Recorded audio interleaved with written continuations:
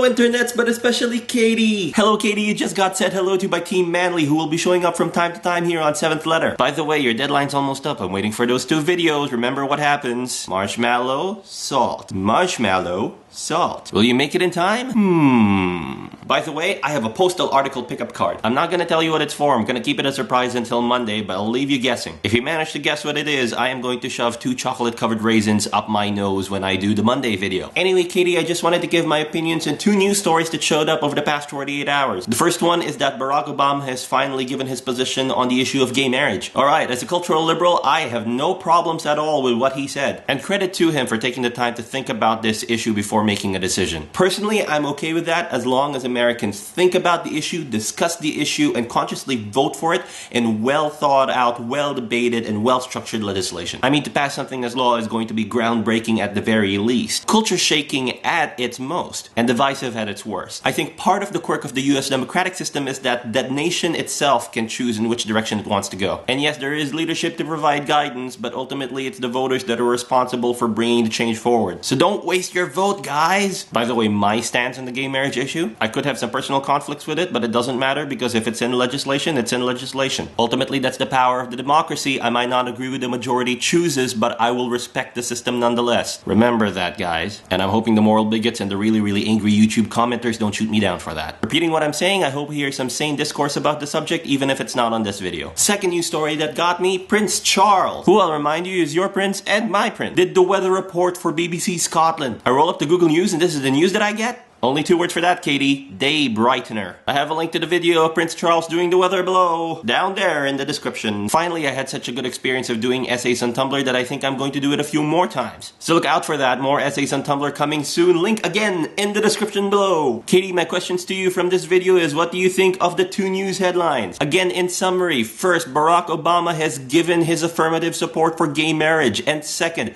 Prince Charles did the weather for BBC Scotland. It's cool hearing a different perspective on the news, so I'm looking forward to hearing your reply on that. Anyway, Katie and the internets, have a good weekend. See ya!